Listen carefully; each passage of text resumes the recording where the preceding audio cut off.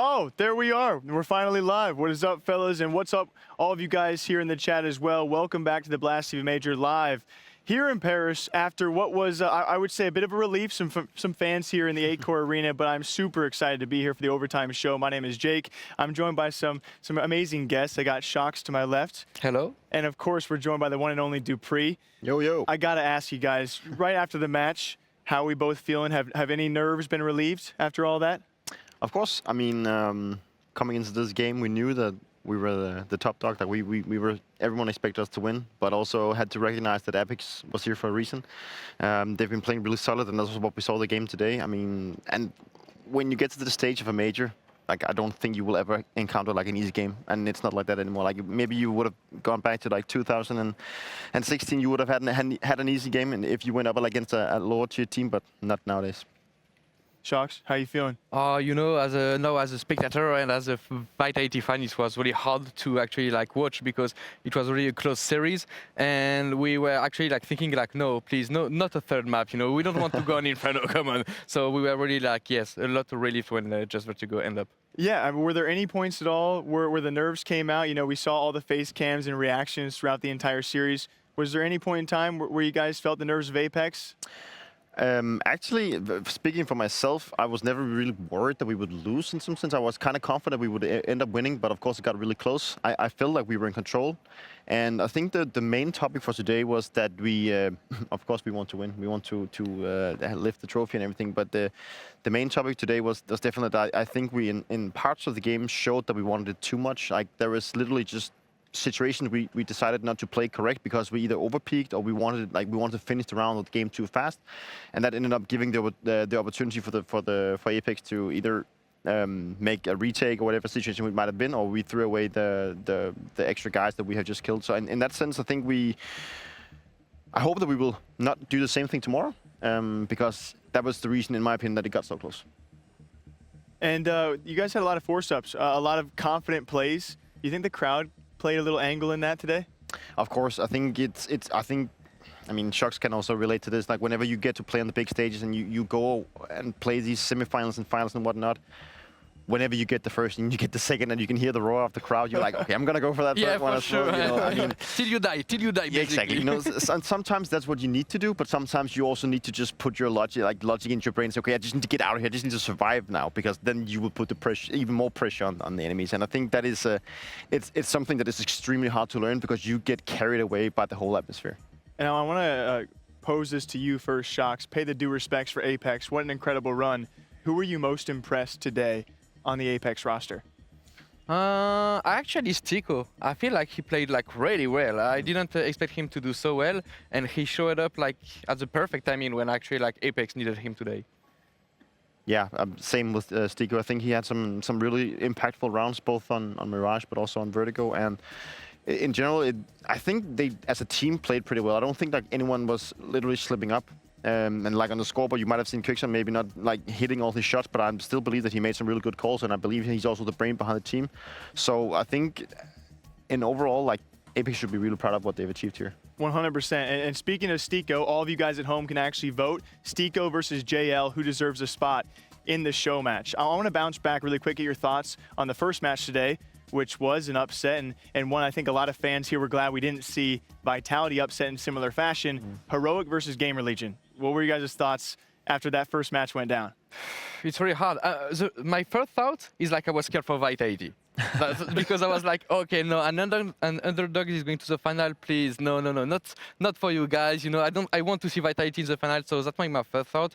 But as Dupreeh was saying before, honestly, like when you're coming to a major, and especially now in 2023, like you can't expect anything from any match because every players and every teams that are actually in the playoff here on the stage, like they deserve to be here, and they are at a really good level. And then you add the pressure, you add the crowd, you add the atmosphere, everything, and from there, like everything can happen basically.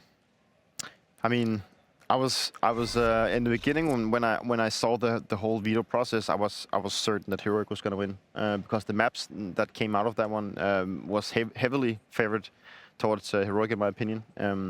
I think you could just tell that whenever they hit the third map, Game Legion basically started believing in, like, they really believed that they could start winning. And from there on, it was just Game Legion hitting all the shots where Heroic didn't. And that is just what happens in these type of tournaments. I mean, one thing is that you can play like perfect CS, but when you hit these type of like third maps in a semifinal, Counter-Strike just changes into a phase where it's more about you need to dare to do stuff instead of playing scared. So whenever you see someone doing ASU, you're gonna see someone jumping through a smoke, and he gets this important kill that will turn the whole round. And I think that is just what Game Legion did better today. They were not afraid. They were not afraid of losing. They were playing to win. And I'm not saying that Heroic obviously didn't. You know, they were also playing the thing. But I also think as a team as Heroic, when you come as the big team and you know that you have the expectations for the crowd and for the community and all, probably also from yourself, you can get shocked playing these teams because you're like, they're not supposed to do all these kind of crazy things, you know, but all of a sudden they're doing it because they don't have respect. Yeah. And I think that's also what have changed throughout the years. And when you look back at the previous majors, you'd see 1-2 teams maybe going through. Now you have the teams, we had 4 like kind of surprises going into this playoff. And it's just a huge generation shift, I believe. I honestly believe it's a generation shift. And you would have really easy games back in the days in majors if someone made like an upset going on stage because they were shaking. Nowadays it's more like these new players coming to the game. They know that they can go up against these big names. They don't care like whoever the name is. They're just gonna play because that's what they've been doing for the last couple. Yeah, I totally agree with Dupreeh. And back then it was definitely not like this. When younger teams were facing like bigger teams, like on the server, actually you could see like sometimes you are getting kills or you're getting like easy runs. Like, what are they doing even, you know? And they're just like crumbling under the pressure because they are facing big team, big names. But now they are playing like, it's not about, I would say, respect. It's just like they believe really in themselves that they are better than you when they play against you, you know? And as when you are like supposed to be like the better team, it just gets you like pretty fast, like uncomfortable, like, okay, these guys are not missing a run. Like they really want to get this game. Yeah, I love how you guys bring this point up because we've had these younger IGLs, at least with lesser major experience. You talk about Kixon or you talk about Shuhei, who I think has become a crowd favorite here, and you're going up against tomorrow as well. Can you speak to, are you impressed with Shuhei and these players? You already kind of spoke to what they've done impressively so far, but Shuhei in particular, are you impressed by his actions? Sure. I mean, I don't think you can put the results on the one guy only. Like, it's their entire team that is obviously believing in whatever he calls, and you also have their individuals stepping up. I think, you know, you need a team effort to make it this far at a major. It's not like one guy just hitting their shots here and there, but you need like a whole unit to believe in the actual course. And I don't think Game Legion has ever believed more in winning a major than they do now, obviously, since they're in the major final. But they also beat Heroic, you know, one of like the team that everyone probably expected to go to the grand final. So I think that it's I mean, a big, you got to take the hat off for both Apex and also Game Legion, no matter the outcome of this major. Whatever they've done here is just, they are definitely part of the big guys now. Yeah, and a lot of people like to knock on the storyline of these unexpected or these teams that are here that are a bit, you know, not your big tier teams. A lot of big teams have fallen off so far. So not to knock the run, you guys between you have so much major experience, both you know, major win and many major wins, also so many major appearances. If you had advice for these young up-and-comers when it comes to a grand finals of a major, how do you keep those nerves calm? What's that moment like? Well, first, I don't think he wants to give them some advice. I'm not sure about that. I was thinking the exact same. No, but honestly, right now, I won't say anything because they are here. They are in the grand final, you know? So I think they understand the game and they understood like what it comes down to actually get there. You were talking about like Sihu, you know? And for me, one thing like which is really like important, when you look at him outside the server, you can see he's bringing to the team a synergy and a calm things, you know? And when you are in such atmosphere like this with a lot of pressure, you need to be calm. It's really important because you're gonna get a lot of tense situation during the run. And if you just let your nerves going like that, this is what Dupreeh was talking about, is like you're gonna do some mistakes or you're gonna give some space to the enemy to actually make a play, you know? And by staying calm like that, they are more in the control of the game. And doing that while being such a young player and a young team, honestly, prop to him. Yeah, and again, sorry for asking you that one. We're gonna pull up the poll for all of you guys at home as well. The JL versus Stico poll ongoing for the show match on top of that. Actually, apparently not working, but we'll continue because I wanted to bring up a unique question as we bring up these French fans I don't know if you guys caught the footage on Twitter. They came in via boat this morning, the Golden Hornets. I was there. Yeah, you were there as well? Yeah, I should have known. I saw them, yeah. How has that experience been? You guys have been all over the world. What compares to these French fans? I mean, for me, this reminds me of how it is playing in Denmark. Obviously, I guess that's how it is when you have passionate fans coming from your home country. And I've experienced this a couple of times, mainly playing in Blast, also in Royal Arena in Copenhagen. But I've also, when we won the Grand Slam back in Odense. So I think for me, it reminds me of the whole. It reminds me of home, you know, and it's always nice to have the home crowd with you. They always, you know, they bring good atmosphere, and you start believing. And if you can gain the energy that they will provide to you, you can get that and use that as a motivation. You will also have, in my opinion, the upper hand. But at the same time, if you go to a stage and you don't convert that energy that they're producing to you, they will also put that as a pressure on you. Like, in my opinion, it's actually either of those. You either go and you just play out of your mind because you are like, woof, you're getting carried by the crowd, or you actually start having issues performing because there's tons of expectations all around you, and you have your family, your girlfriend, and everything watching you. You want to make yourself look good, you know. And I think if you can control your nerves in that sense, I think they will just benefit you so much. And you know the French fans, in and out, always been there to support you. Is that a big driver during competition like this? Honestly, like, it's a dream for me, like, to be there. And actually, it's really nice to have like a spectator view. I would say it's probably it is my first like big event like this in majors that I'm actually coming from the beginning, you know, as a spectator rise.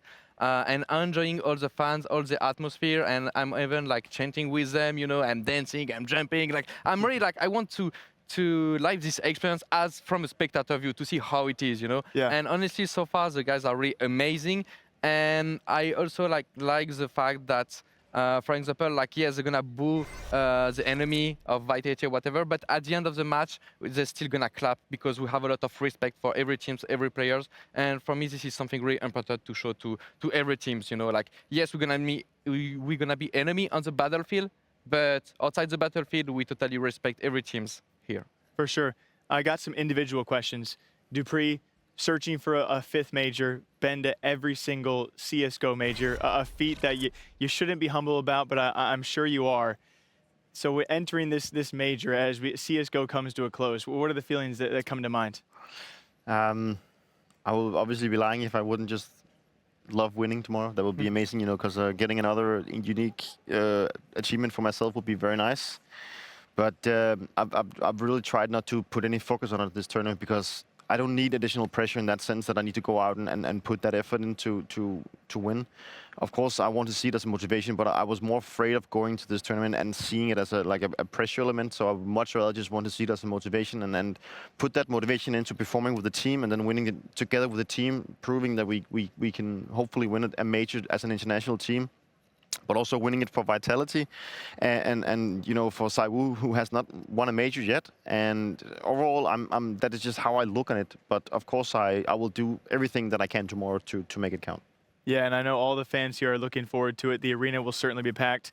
To you, though, Shox, as CSGO comes to a close and CS2 slowly enters, whatever it may this year, what can we expect from your competitive future when it comes to CS2? You allowed to tell us anything? Right now, I can't say especially something or whatever, any hint, but for sure, like, there is a new version, you know, and I've been kind of playing almost all the versions since Counter-Strike came out back in the days, and I want to play competitive on CS2 with the team 100%. I'm not done yet.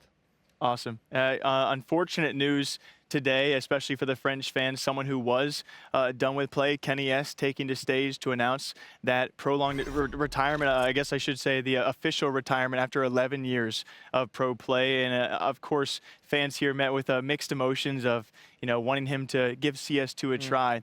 You guys have any words when someone like that goes away from the scene? I think that obviously Shox has the most experience with Kenny because he's a French player and he's been playing along him. But I mean, Shox has been around for ages. You know, I even tried to make a breakout when I was playing Counter-Strike Source back in the days. Never really made it. But I remember my first official, I think it was like called EMS or whatever it was back in the days in Counter-Strike. I was playing Various games for the first time, and you know, I think that was when Kenny was just picked up as the new Arbor for the team. And back then, you know, things were just, you know, super unprofessional. But I guess Very Games was like probably the most professional team out there. And you know, it was just a huge experience. And you know, I've been competing against Kenny for many years, and also alongside Shox. You know, I've been going up against these guys a lot, and we've had our ups and downs in our careers.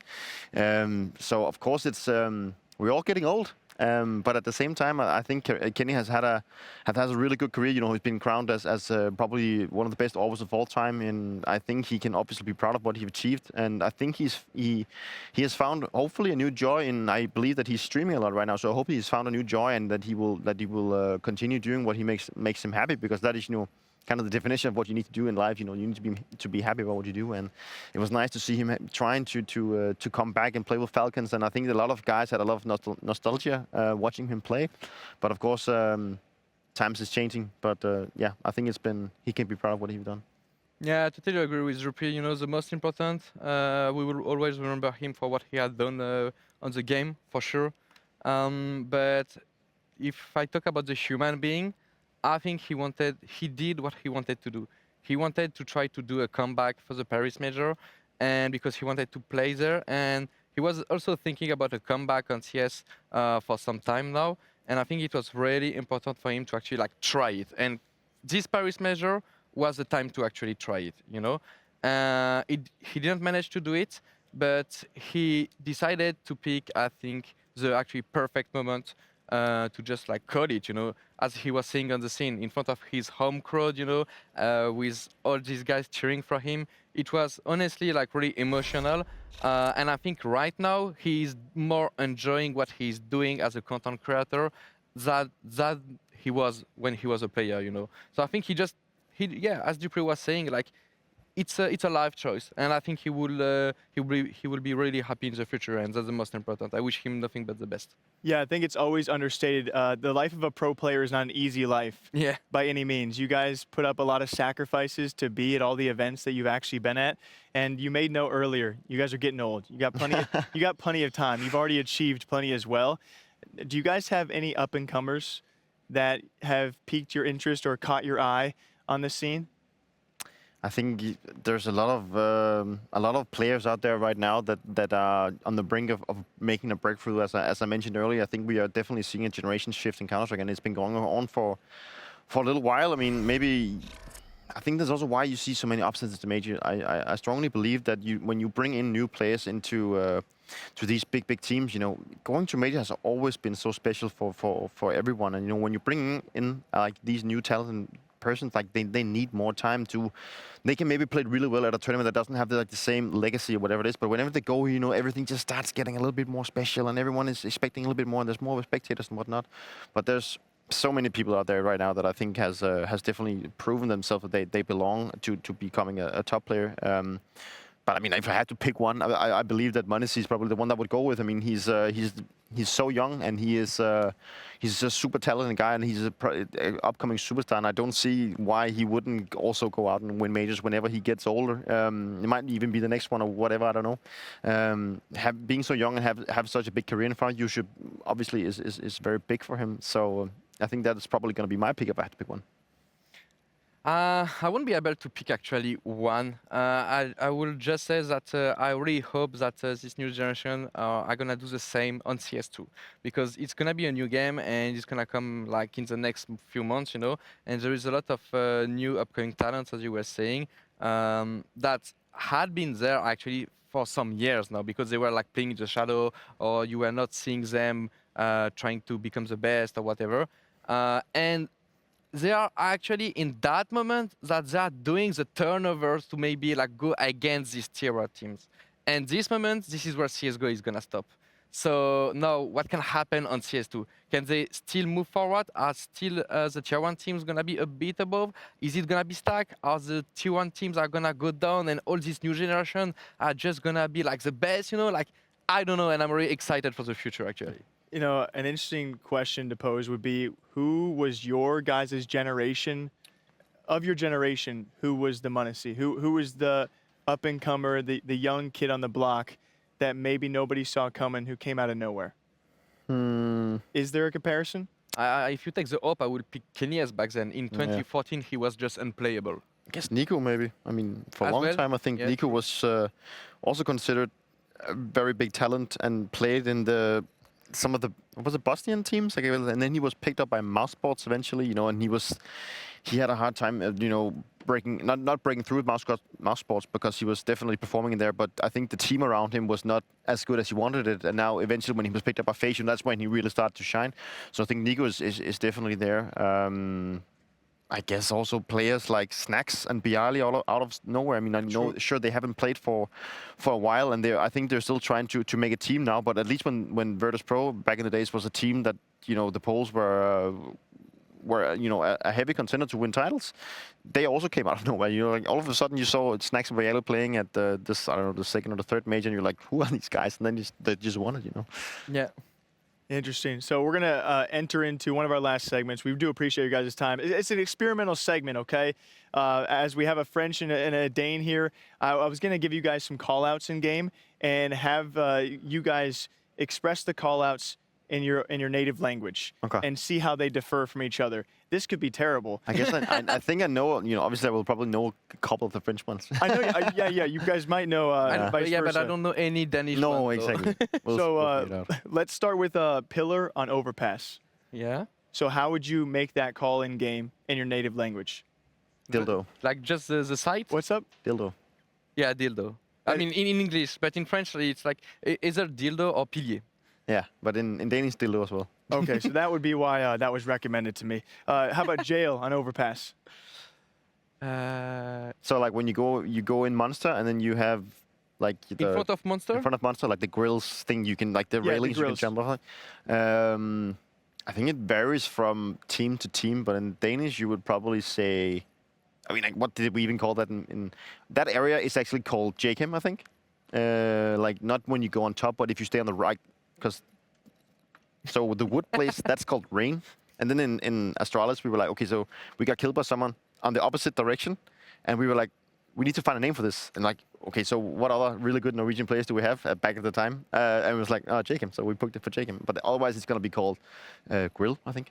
And there's no dirty name for that? No, dirty name? No, I don't have one, because in French you would just say like grillage. But as Peter was saying, depending on the teams you go, there is so much specific angles in that area that actually in the teams you pick like name of some players that did some plays, or maybe in practice he got 3 kills. Okay, we're gonna put his Exactly. name on it. That's how it works.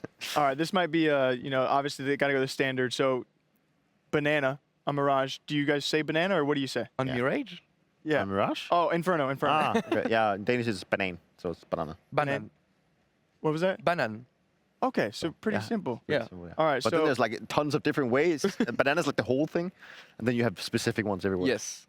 okay, so you guys get real specific when it comes to callouts. Yes, you have to. Most of the case. Yes. Because Sometimes the more specific you are with your information, the more your teammate can actually put his crosshair on the right direction and get an advantage when he's gonna pick. If you are not as precise as needed when you're gonna give you communication, then your teammate either is not gonna do anything because he doesn't really know what to do, or either if it's not a good information and he wants to pick, then he will probably lose his duel because the crossfire is not like perfectly on the enemy. That makes a lot of sense when you say it like that. Scaffold on Vertigo. That will be actually in The yellow part. Yeah, like when you go A, right? I think it's just called gul, which is yellow in Danish. Yeah, jaune, which Jaune. means yellow in English. So is the idea being to make these callouts as short, simple as Yeah. possible? Yes. And also they have to be so. Obviously, if you go like scaffold, you would just that like it's yellow. So obviously you wouldn't call it purple because that would just be weird. Yeah. So the more like specific, you could also look at something on the map and there's like a sign saying danger. Then this spot is called danger because it kind of it makes sense in the specific area. So is pomfrit? Is that not a? Yes, it is. It is. I know in Danish you call it pomfritten as well, which is the French fry. Why? Yellow. It's yellow. Okay, I didn't know about this one. but I didn't know about this one. I think it's. We didn't use that in Astralis, from what I remember. No, we did not. But I think if you play Face It with like a Face It stack or whatever, I'm pretty sure people say it pomfritten. Okay, last one for you. You know what? This is my failed segment. All right, I should have tried It's fine. It a works. little better. When someone is low one shot. You've done a lot of damage. What's the call out? Low HP. Low HP. Yeah, we would probably go. we had so many banging days, but yeah, I think low is probably the one that we even say low in Danish. We may also say HSL, which means headshotted, like it's just like a shorter pit, like HSL, which just means he's or dinked. We can also say he's dinked. Gooshed. That's what they say in Gooshed. in North America, I think. Well, he knows better than I do. Yeah, and sometimes if you want to be really sure, sometimes I like to do like to say to my teammates, for example, if I know I dinked him, plus I give him one hit like in a wall, so I know he's like 3 HP, I will really insist of this communication, like he literally has 3 HP, Yes. please trust me. Yeah, so yeah. he knows he can jump, he can not even like really like use his crosshair or whatever, like just find his leg and he's dead, Yes. you know? Yeah. We would also use he's 1 HP, like 1 HP, or we would go in the trials we had USP low. So he'd be like, he will die from one bullet from a USP. Yeah. He's just blow.